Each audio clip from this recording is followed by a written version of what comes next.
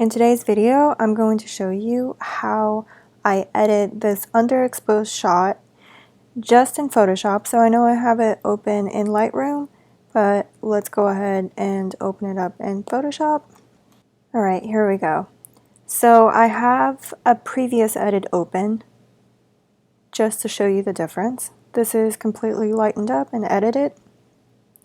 This is the before. So that's what we'll be going for.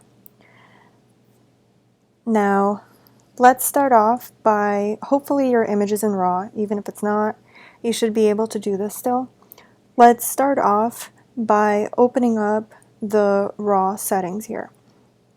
So if you go to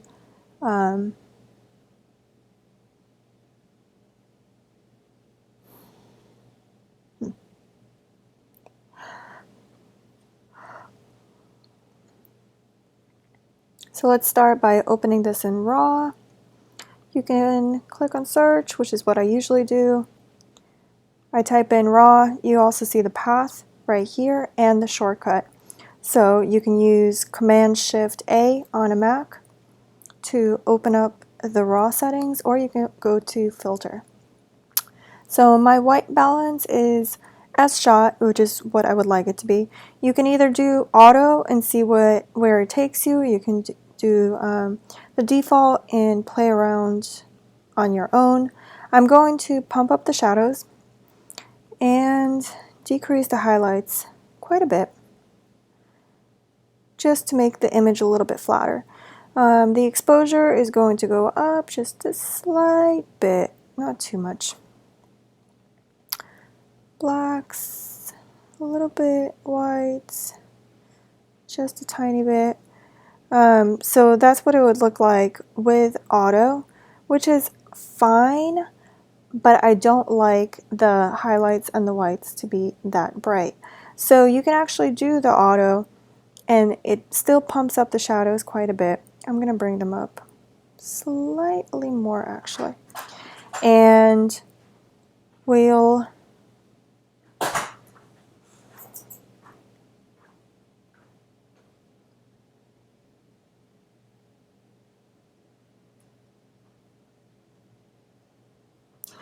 decrease the white and decrease the blacks.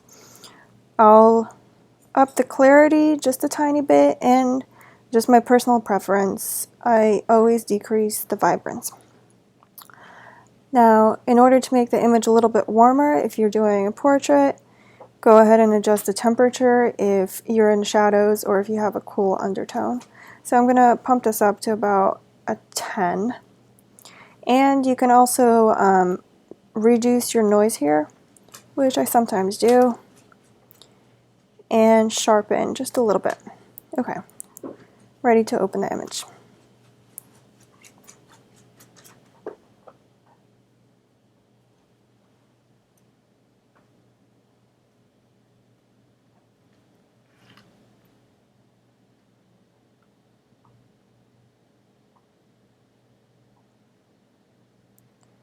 As you can see, significant difference. The underexposed image is already a lot brighter, but it's not really impressive to look at.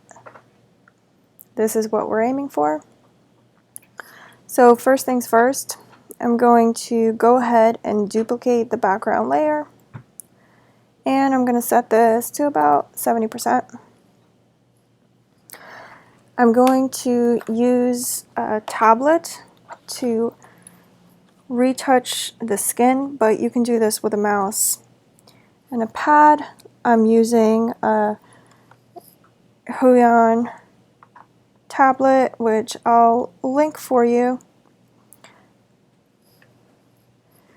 but something like Wacom also works really well. All right, so I'm going to zoom in a little bit, and I'm actually going to move this up, and I'm going to start with my patch tool. So any little blemish, let me zoom in a little bit more so you can see in finer detail. any little blemish or strange texture, I'm just going to go ahead, circle, and do that. So that's pretty much the entire process. Circle, circle, any blemish, and just work little by little in order to get rid of any marks, any strange shadows, any bugs that might have landed on your face.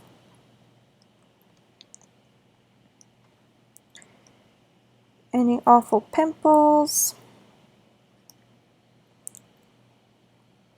Now you can use this for wrinkles.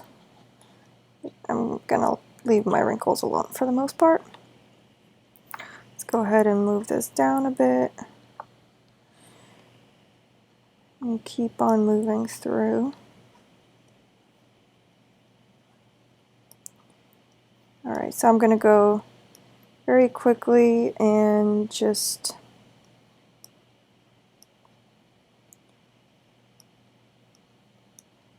smooth out the skin a bit so we can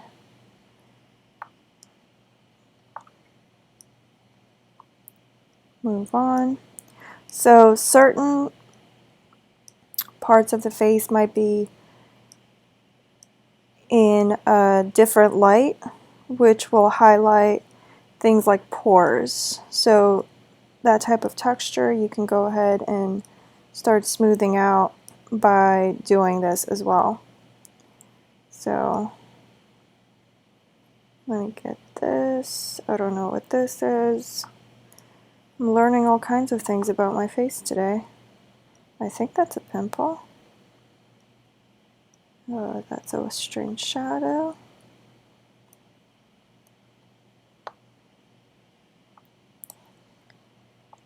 Okay, this looks okay.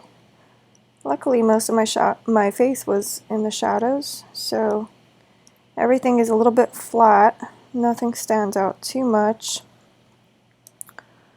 I have, ooh, oh no, come back here. I have a lot more little blemishes and things on around my clavicle area, my chest, so we can fix that up as well while we're here. I think that's a freckle. And then I leave, you know, things like, this is like a birthmark. So I'm obviously going to leave that. You still want to leave things that are natural to you.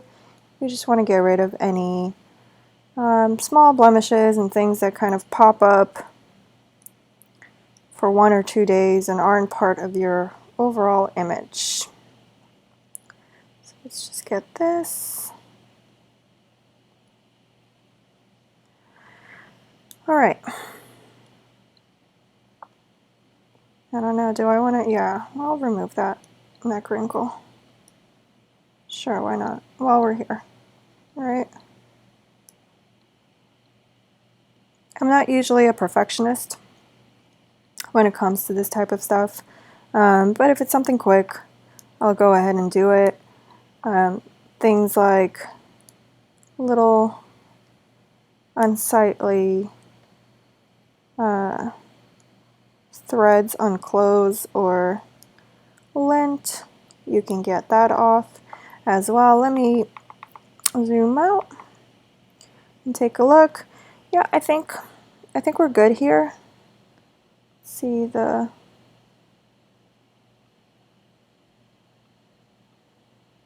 yep.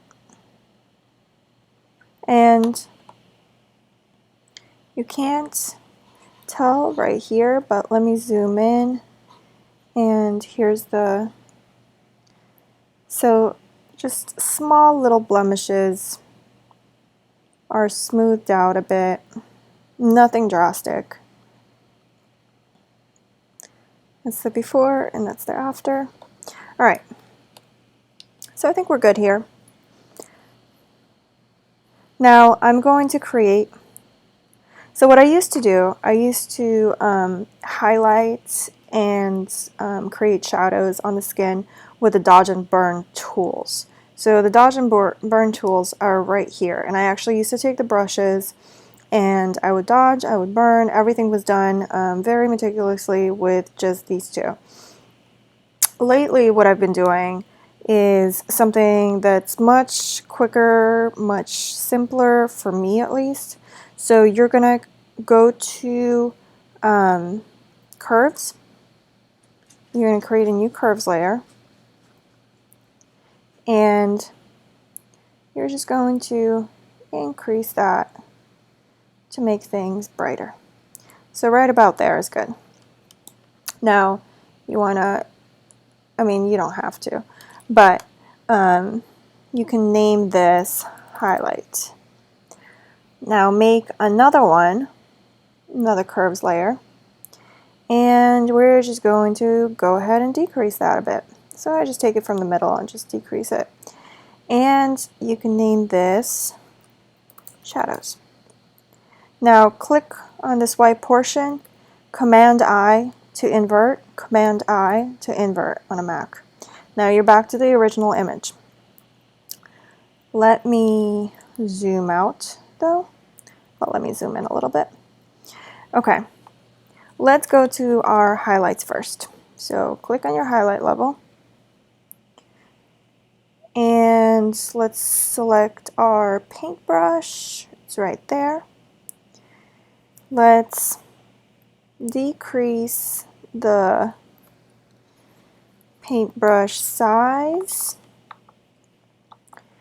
and I'm just gonna zoom in a little bit, and I will be starting over here on the eye. And I'm actually highlighting and bringing these highlights forward from this layer. Right now we have a layer mask, and we're basically erasing the highlights forward, if that makes sense. Probably doesn't. So just follow the natural highlights of the image. So I have this highlight on the bridge of my nose, I have this highlight over here. I'm going to decrease the brush, I have this highlight right there. Increase it slightly, I have it over here. There's this highlight right here. I don't know where the light is coming from, but it is. This. Let's decrease it again. And I'm increasing and decreasing the size of the brush on my tablet. So if you have a tablet, you can do that. Otherwise, you do that directly within Photoshop. And I'm going to highlight here. Let's add a little bit more here on my nostril. Right there. There's a little highlight over here. There's a highlight over here that you can see all along my face right here. I'm going to increase this again. So these highlights don't quite follow typical steady light highlights because we were in a funky light situation. We were actually in a fire escape. That's a highlight. And I'm actually going to move down a bit. There's a highlight right here, so I'm just going to get that while we're here. See this line right there? We might as well go ahead and grab it. There we go. And I'm going to move down. I'm going to zoom out a little bit, make my brush a little bit bigger, and I'm going to enhance the highlights right here. Right here.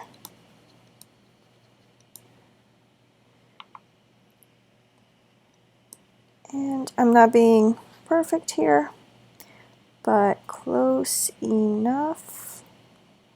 Right there. Let's move this up a little bit. Right there. I just want to show you the basic premise that you can then use in your own photography or in editing. You might have more fun editing than taking photos, who knows. Alright, how about I'll just put a little bit of highlight here. So you can use this obviously for clothing as well. There's the clothing folds. So if you're doing a fashion shoot, this is perfect to highlight intricate details. Okay, that's good for now. Let's zoom out and let's see what we did right here. So that's the difference. It's quite a big difference. Everything is a little bit more glowy. So let's go to our shadows next. I'm going to turn this off for now. And I'm going to be doing the same thing, except this time around I'll be going to the darker areas. So let me move in over here, make this a little smaller. I like to deepen the corners of the mouth a lot. I always do this with my makeup as well, believe it or not. So there you go, we have that. Under the nose, right here at the tip of the nose, there's definitely a shadow. You can darken the nostril while you're at it. Now, I'm going to make this much smaller, and I'm going to zoom in on the eye area. Smaller, let me zoom out, and I'm just going to darken the lash line. And you can't really see the lashes here. The lens that we used, this was more of a for fun shoot, so the quality isn't too great right here, but it's okay, we can still work with it. So I'm gonna darken the eyes right here, and I'm actually gonna hop over into my highlights layer because I had it turned off, because I want to emphasize this little thing right here. And I don't think I got, nope, I didn't get this before. And I wanted to get that. So let me jump back into my shadows, and I'm going to go ahead and deepen these brows, make them a little bit neater.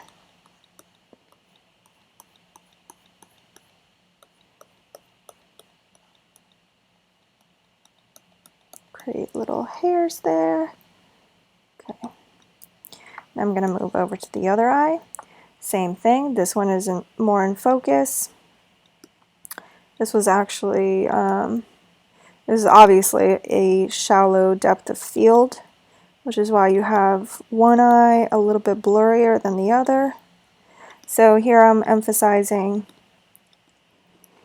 the lashes, and I'm going to do the same thing. Oh, that might have been too much. Oh, it's okay, I have dark hair. Again, not going for perfect here, I just want to show you the basic premise. There you go, and I'm going to deepen the crease right here. Go over the lash line. Do the same thing right here, deepen the iris, and this, just the outer edge of my pupil, or of my iris, and then darken the pupil. And I'm going to jump back into the highlights and do the same thing. I'm going to just pop out this highlight in the eye and make it a little bit more pronounced, because my eyes were completely in the dark before. So this is a great way to bring them out of the shadows. And I'm just going to go ahead while I'm here, highlight my lid, because I don't think I did before. Okay, now I'm going to zoom out. I'm still on my highlights level, so since I'm here, I forgot to, oh, I thought I was in my highlights level, but I wasn't. Okay, I'm just going to use this little brush tool, and I'm just going to highlight my hair a little bit. You can see it's brightening it up. gonna do that. There we go. Skip, uh-oh, nope, do not want to do that. Step backwards, step backwards. There we go. There was a highlight over here that I dragged down. Okay, I'll just do this right here too while I'm at it. My hair was very sad that day. It was a pretty hot day, so it's just kind of laying dead and limp. This was in the office. Okay, jumping back into my shadows. Actually, since I'm here, I'm going to go ahead and do the same thing. And I'm kind of going over the darker parts of my hair. There are certain parts that are getting darker, but I still have that blue undertone. So there's that. And let's create a few more strokes right here. Okay, so we're good right here. Now let's move this canvas, zoom in our brush, and continue those shadows. So where we see the shadows, right here. So I'm going to do that. Obviously we did some shadows over here. I'm just going to do a little bit more. Like I said, these are strange lighting conditions, so there's shadow right there. And you don't have to follow the light that you have exactly, but it helps to in order to keep things a little bit more natural. If you want to keep things a little bit more natural, just, you know, follow what's naturally happening. Just going to make that a little bit darker. And I'm going to darken this up a bit.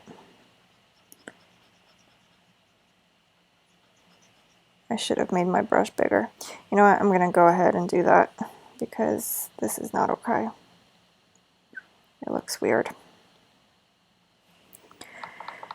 Okay, that's good. Alright, that's much better. Now I'm going to make it smaller and do that. Move down a bit. It's my chest bone. And since we did some clothing work earlier, I'm just going to go ahead and deepen these folds while we're here. Might as well. Let's move to the other side. Is there anything here? No, I think we're good over here. Okay. For the most part, everything looks good. What I'm going to do is I'm just going to sharpen my lips slightly. So, because it was such a shallow depth of field, a few other face features got a little bit obscured. Okay, so let's see what we did here. Oh, this looks weird. Okay, well, whatever. Well, you know what? If you find that something isn't working, you can switch over to black and you can pull that back a bit. All right. I'm going to group all of these so we can see what's happening here. So that's the before, this is the after.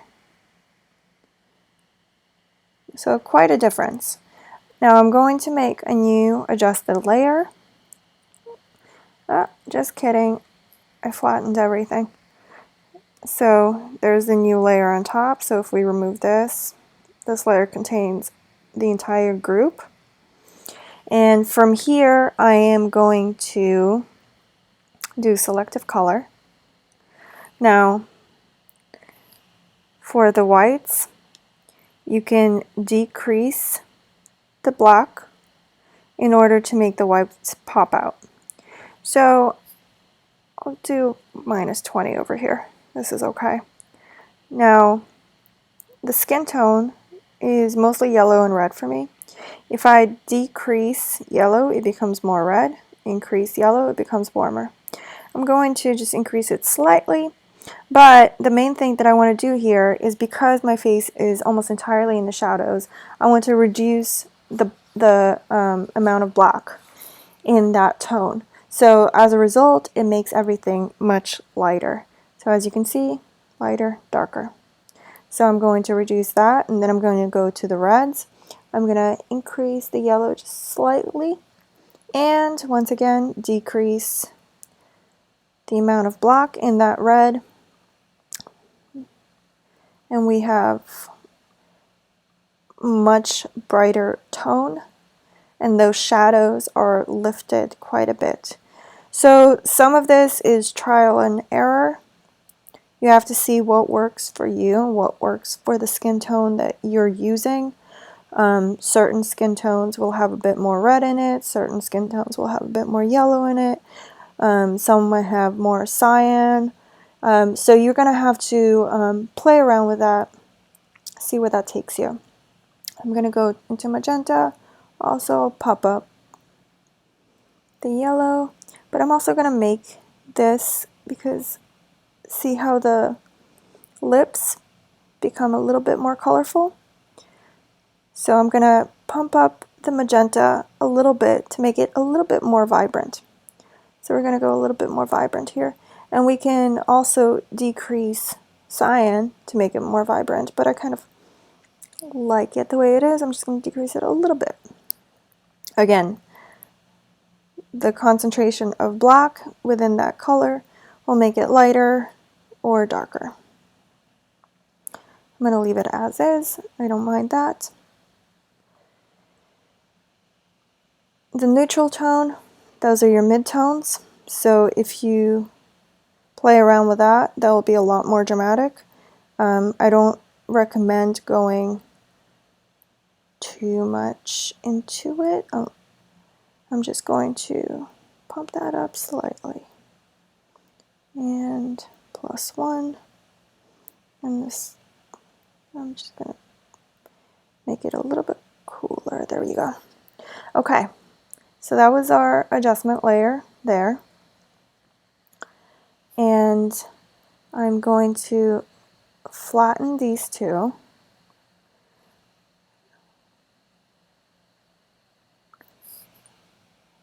Simply because I can. And now I'm just going to do a simple levels adjustment, see what it gives me if I do auto. So it does a pretty good job on auto. I'm going to just increase the contrast slightly with this. There we go. Okay.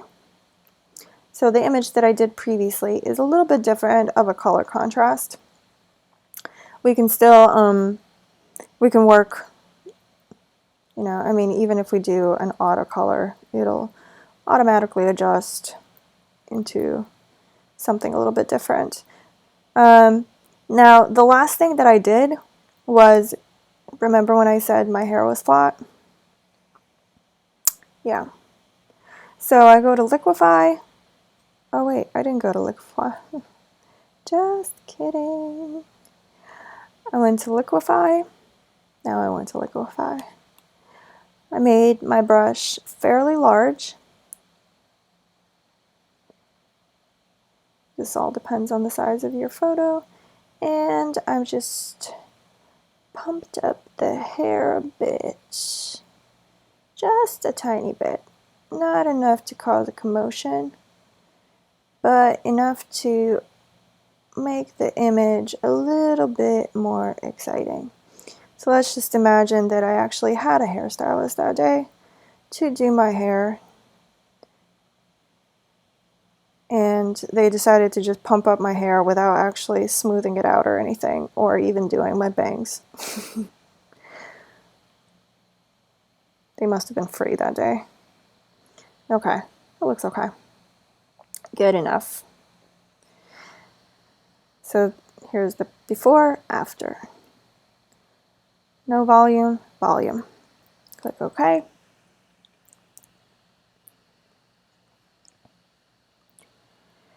And I'm just gonna do a quick color balance right here, just to tone it a little bit in a different way. I'm gonna make this a little bit warmer.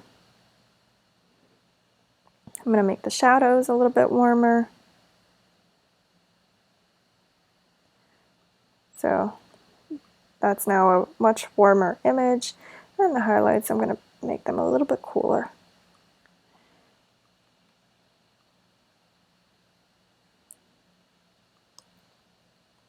And this is just something very quick, and you might want to devote a bit more time to it. I'm just going to bring those out, bring these in, bring these in, and the highlights. Very small differences. All right, and there you have it. There's the after. This was the one that I did before. So obviously, as you can see, the liquefied hair is a little bit different. I made this color a little bit warmer, and this was the original image. So we've come quite a long way from this image into this one, and there it is side by side. All right, hope you learned something, and I hope you apply these techniques to your photography or to your editing, or even to your painting. I mean, who knows, right? Thanks for joining. Like the video if you liked it or learned something, and subscribe, since I'll be posting a lot more tutorial videos coming up.